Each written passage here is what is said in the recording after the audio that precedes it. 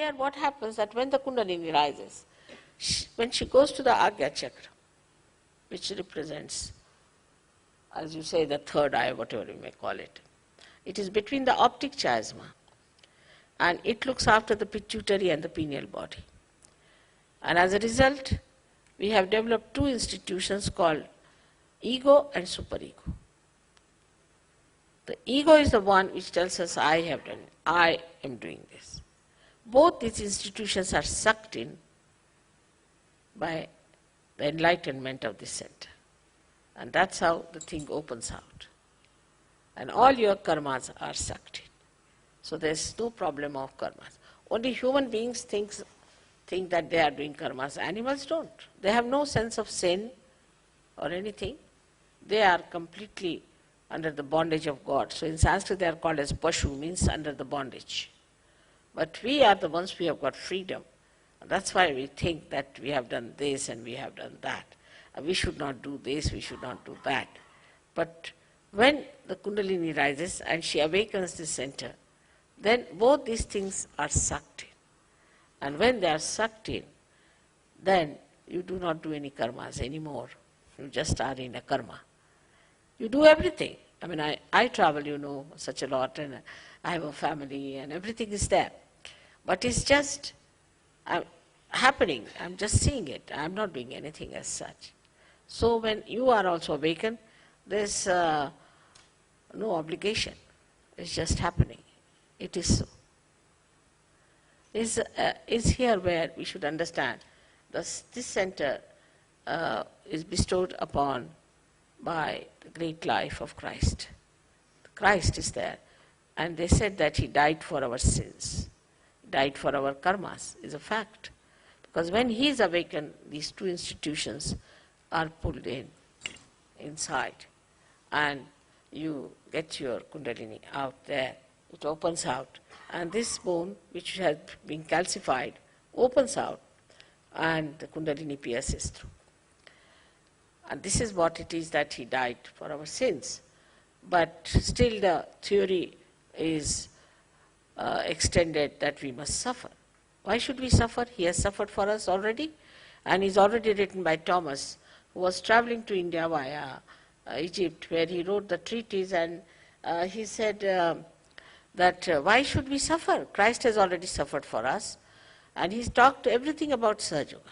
He said it is an experience of self-realization and everything. And that book now is out in England.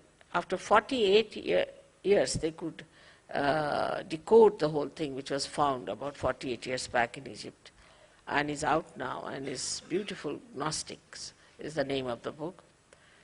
But is not so much appreciated by some of the people because it challenges the theories of sufferings and confessions and all this nonsense. Do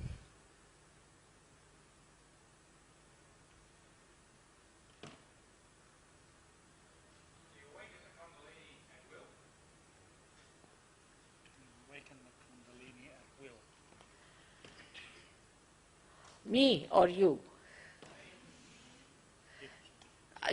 You cannot awaken yourself.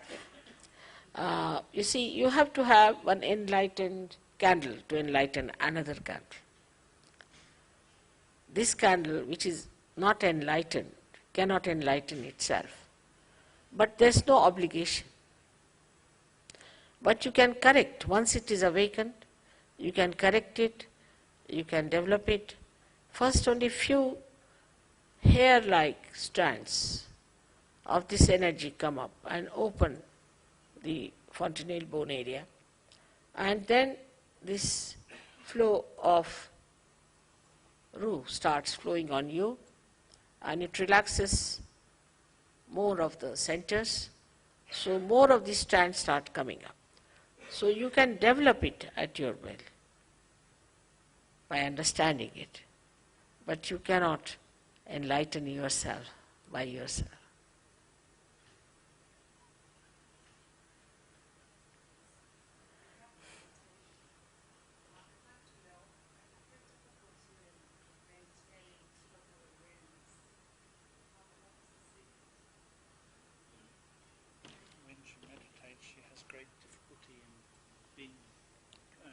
attaining total awareness.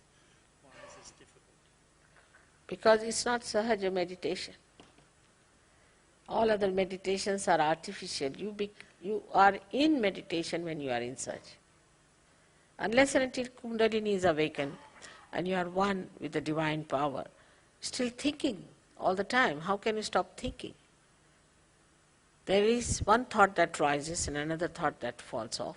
Again another thought comes up and it falls off. It goes on like this, and we are dancing on the cusp of these thoughts. In between the thought there's a little space called as vilamba, is the present. Either we are in the past or in the future.